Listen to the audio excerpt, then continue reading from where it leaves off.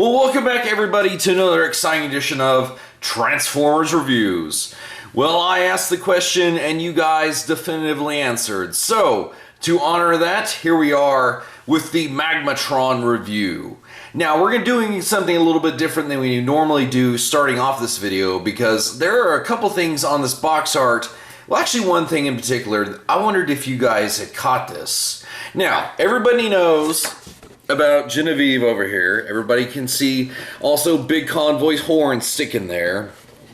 And of course the Angle Maw energy capsule. But did you guys happen to notice right below the capsule that there's a pair of crab eyeballs sticking out of the wildflowers? Because this whole box right here is actually referencing the episode of Beast Wars Neo entitled The Dinosaur Combiner Magmatron.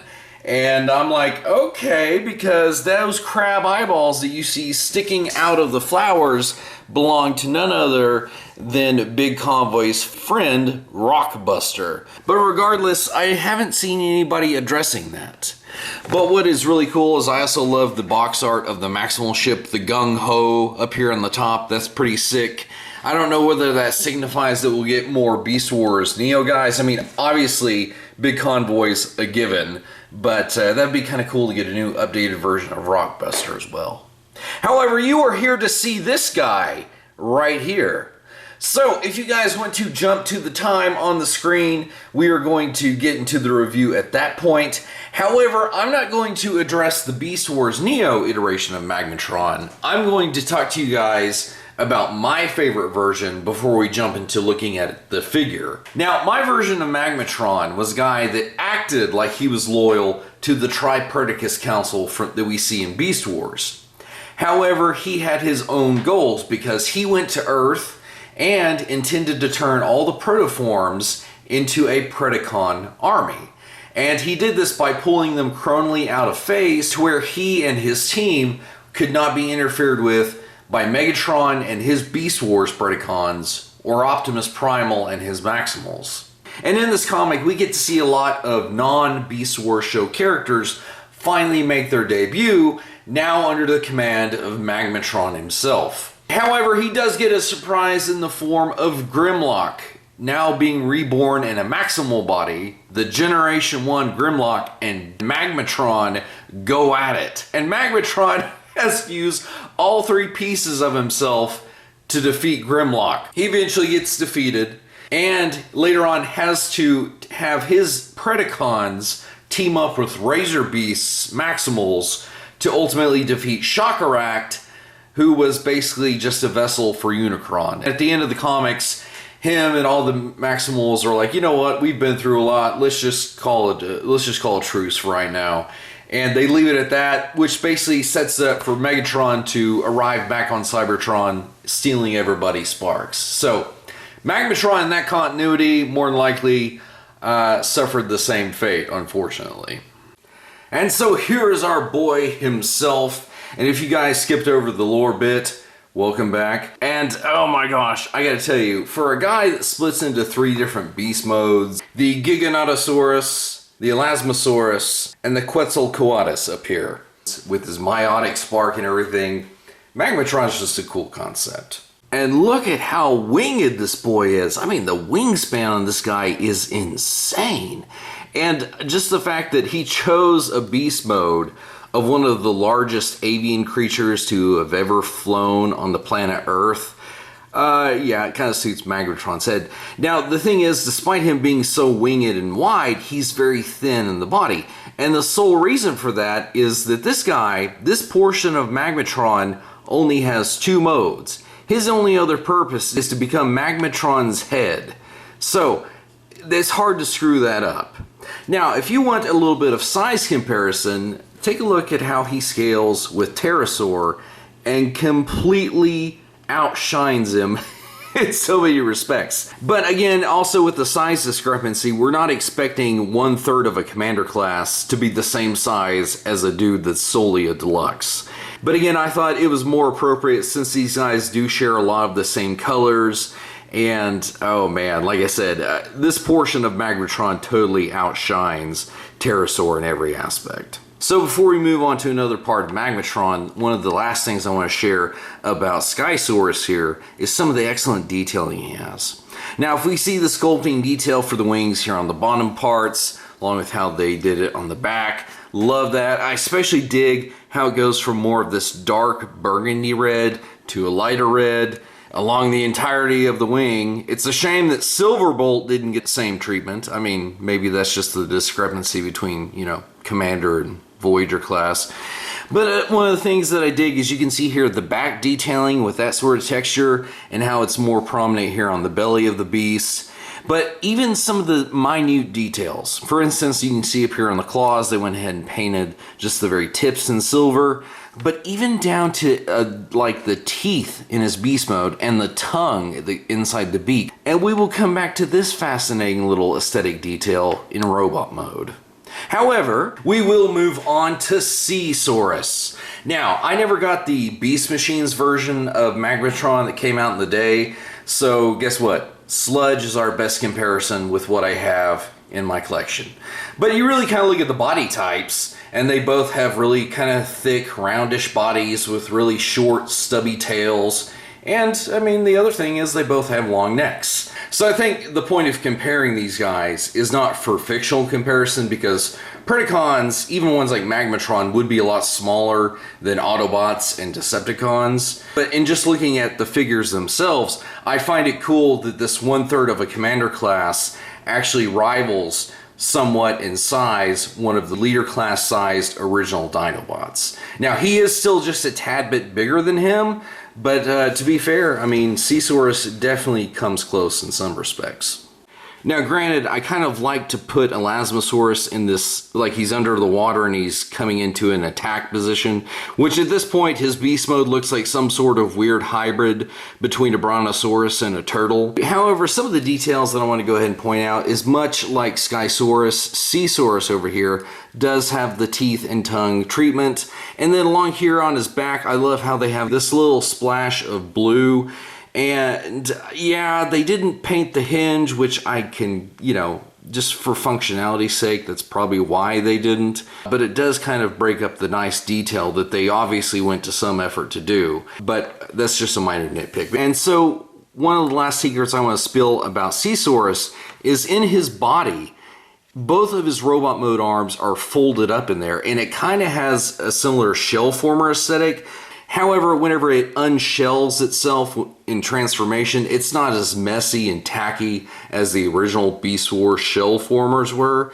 So there is that. At least it's a little bit cleaner in what it does. Now we come to probably the most infamous mode of Magmatron's beast modes. And as far as comparisons go with this guy, you know, he did fight the Transmetal Megatron, but you know who would be a little bit more appropriate to scale him up against is this guy right here. Both of them sources, one a Tyranno, the other a Giganotta. There's a little bit of a clashing difference here. This feels more like it was ripped straight from the cartoon, whereas this boy, because it had to service Rexy, it's got a lot more of that realistic style detailing. However, considering that Giganotosaurus and Tyrannosaurs were actually roughly about this size in comparison to each other, at least the scaling's right. You kind of see the comparison of the dino feet down here. For Megatron, they're scaled proportionally for his robot mode, and because of the weight load that Magmatron's figure has to deal with whenever he combines all together for his robot mode, you can see that in beast mode, his beast mode feet for a Giga feel way oversized. But it's not such a big thing, you can kind of ignore it in beast mode. However, speaking of that, if we look at some of the amazing details, like I said, the sculpting on this, there's nothing to cry foul about, especially with the white striping pattern going down his back, giving me some very big T-Rex vibes here, buddy. But the other thing that I probably have a personal nitpick with is the fact that his mouth, this is as wide as it can open up. And considering that we've been dealing with dudes that can open their mouth a lot wider, this is a little bit disappointing. I want to have this guy biting Big Convoy. Why could you have not given me that?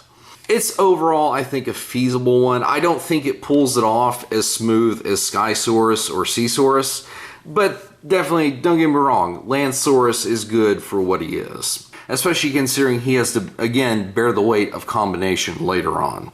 However, it does have to be mentioned that Big Convoy was held down in place by Magmatron whenever he was separated into his 3 beast modes. However, whenever Magmatron combined into this beast right here is whenever he started putting the beat down on Big Convoy.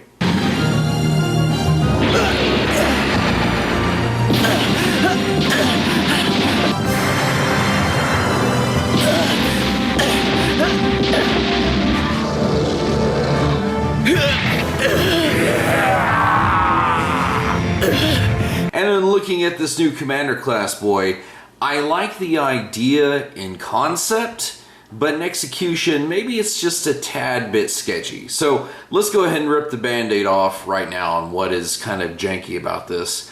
And this really just highlights the fact that even Commander Class price points, especially in regards to what this is doing, does have its limits. Although I like the fact that it's structurally stable. Aesthetically, maybe it's not the greatest thing. But if we put that aside, I really do like the idea of this sort of quadrupedal beast, because he's more like in line with a centaur in the fact that he still does have his front 2 arms that are usable, but he's just got 4 legs. And I mean, the back end of this boy, I mean, there ain't no lie that he's got a huge badonkadonk on him.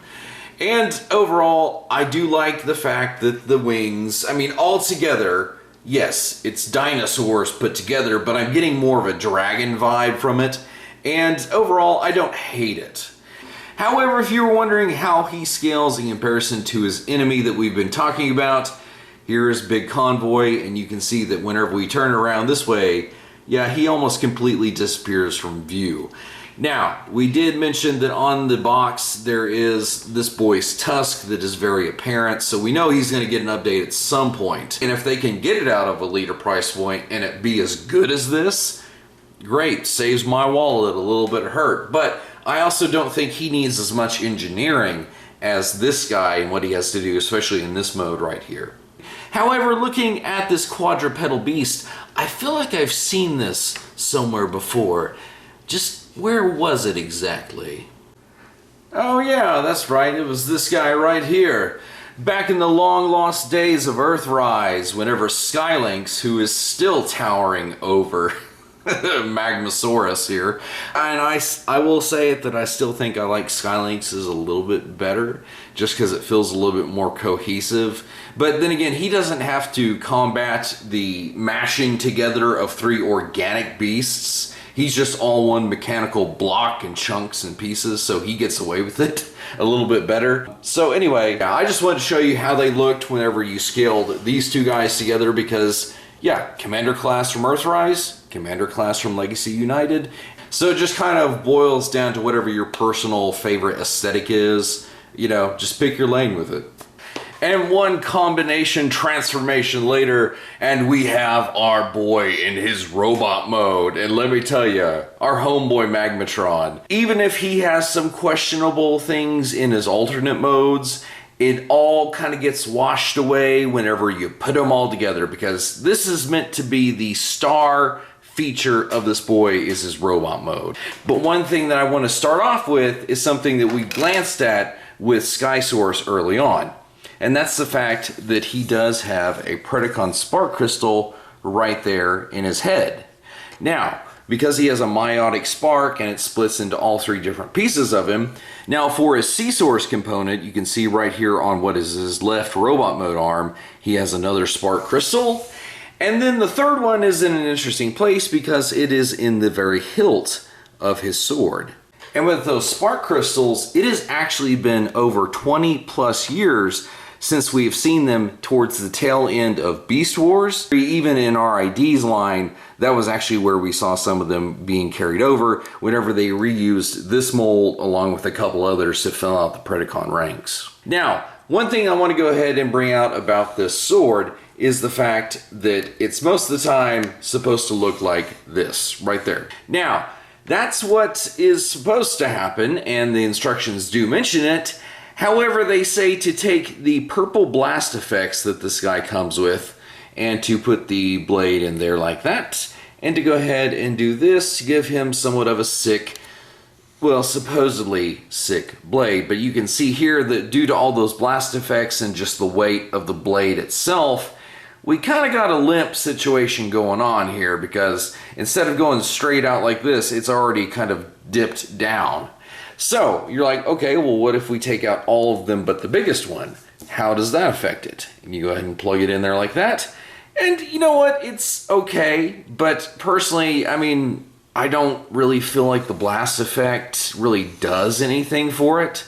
I much prefer it like it's supposed to be. So, yeah, pretty much there you go. That being said, there is one feature on the original Magmatron toy that you could take the hilt and it would convert into a blaster with what looks like a missile feature. Now you can see once you have it fitted in Magmatron's hand in this configuration, they've done something very similar to what they did with Tigerhawk, that instead of missile launching features, they want you to go ahead and have that weaponry use blast effects. Which I am personally kind of glad that they did that, because it makes a lot more sense now as to why he has so many blast effects. And here's basically our answer, because like we saw with the sword, it doesn't work so well with that configuration. I'm just so thrilled that our dude has an energy blaster. And so if we just kind of start looking here at the bottom of the guy, checking out some of his aesthetic, you can see here that these are supposed to be popped up in robot mode. Some people do miss that, but you can see back here on the back of his legs how the robotic detail, especially with these, I mean, he definitely needs these heel supports, but I love the technological detail, how it contrasts with the organic front side of his legs, which, I mean, it makes sense why they were so chonky now. Plus, I'm loving that really detailed crotch guard. And then we move up here to something that I have never really understood the aesthetic, because if these are supposed to be his claws, are they supposed to be these ones that are eventually up here on his head? Or are they supposed to be the ones that are actually here on his chest? I never understood why he had additional bird claws gripping around his side. But you know what? Let's not think too hard into it. Plus, I do kind of like the fact that he literally has a Giganotosaurus as a shoulder pauldron. And it's not as impressive over here with the Elasmosaurus being this one, but it just kind of has to peek out there. And guys, can we appreciate the sick head sculpting on this? And I mean, the fact that he has really awesome green eyes, along with just all the little intricate details that form the crest on his head. You know, that's one thing that I dig about all these newer updated figures, is they tend to slay it there more often than they miss the goal altogether. Now, back in the day, I thought it was a little bit silly with him having wings coming off of his head, but over time, I'm like, you know, that's just Magmatron's thing. He would not be the boy he is without those. Even in his Cybertron design that they had in the comic book, they had a slight little bit of an homage to it, and so, hey, it sells the aesthetic. Now, if you guys heard me whenever I was talking about the Elasmosaurus mode, I said that basically it formed sort of a shell former sort of thing, and you can see here that basically this is the entire bottom half of his beast mode. But for robot mode, you basically just keep it folded up like this. You have these two pieces right here facing forward as far as the armor that allows all this stuff to kind of sit out towards the back. But basically it just uses a port and clip system. And you can see that he does have his shield there ready to go. Now, also, of course, we have to give this boy his iconic weapon right here. And there is Magmatron all done up and looking sick as he should. Now, one last aesthetic detail that I do want to go ahead and point out is you can probably gather from all the stuff forming around his shoulders that his head, you know, the articulation in it is kind of a thing you want to have, and he does have it, but there's a lot of crap you kind of have to work around. You've got a ton of play with the head like that. So if you want to have our boy kind of looking this way, you can kind of go ahead and work it around that little bit right there. So there's just a lot of small, minute movements to get him to look either too far to the right or far to the left, and it's kind of annoying. So that is a little bit of a drawback, but it's not a headache at all. And so here you can see Magmatron with his fellow Predacons. And if you're wondering why it's this specific assortment right here, well, again, keep in mind, my Magmatron is not the one from Beast Wars Neo. But my Magmatron, again, comes from the comic books. And in that comic book, these actual Predacons that you see right here on the table were actually part of his forces. So yeah, he had Buzzsaw, Transquito, and the boys. And when we come down here to Drillbit, he's initially portrayed as his right-hand man, which you would think it would be the reborn Ravage, right? And he kind of does take that role eventually, so at least they kind of scale together right. But we'll have to see if we get any more updates of these other non-show Beast Wars characters. If Scavenger can get away with it, anything's possible. However, as impressive as Magmatron looks with his own crew, obviously being the centerpiece of the set, it does make me wonder though, how do you think he would scale with his actual fellows? With those fellows being none other than every other Commander class figure that we have received since the days of Siege, starting with our boy Jetfire there in the back, and our most recent boy right here, Optimus Prime, being the latest, if you don't count Magmatron himself. However, Magmatron is not the shortest boy here, and that's actually due to two technicalities.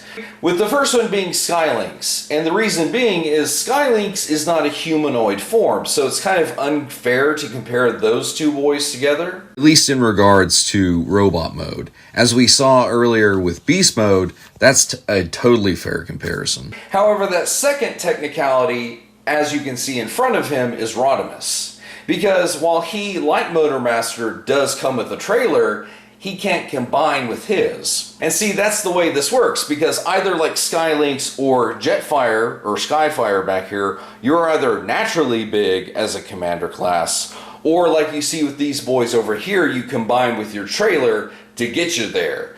So Rodimus just kind of drew the short straw. However, I'm sure the Predacon Emperor of Destruction appreciates not being the small fry of the group.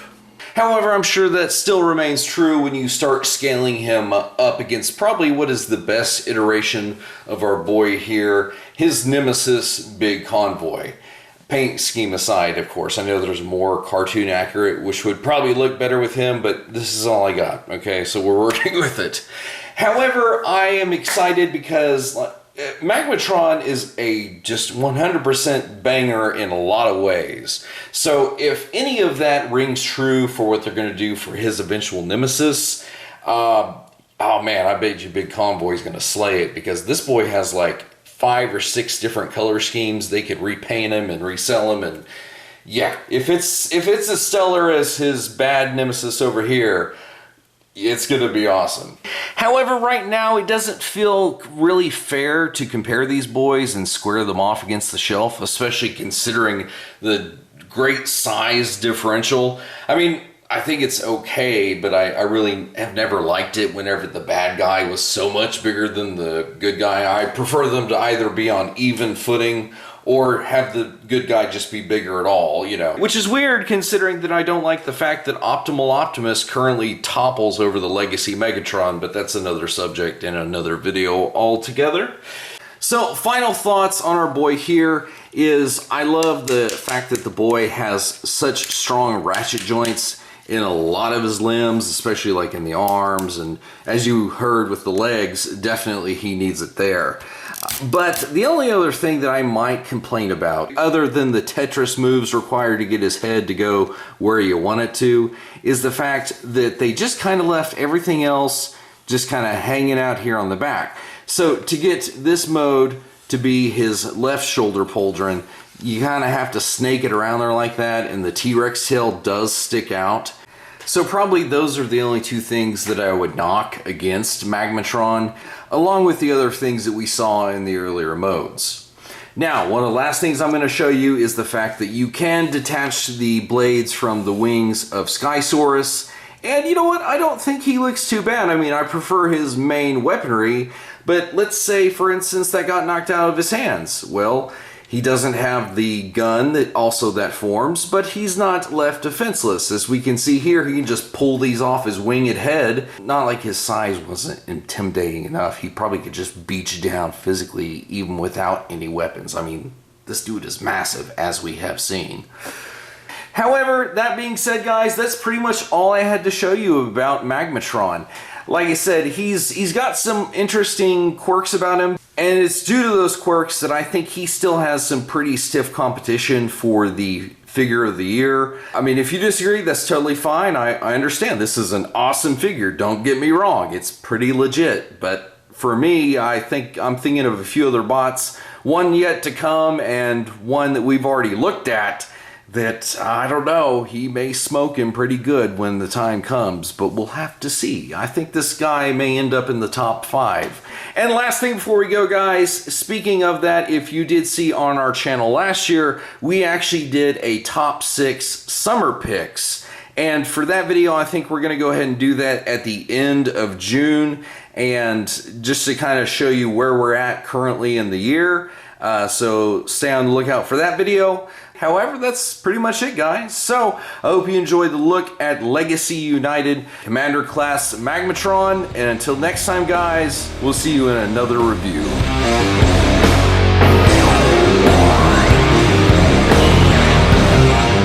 Okay, spoiler alert, everybody. If you have not seen Beast Wars Neo, and you especially have not seen the last episode, go ahead and move on to another one of our reviews, because I'm about to spoil something. So, spoiler warning in 3, 2, 1. Alright, everybody left already?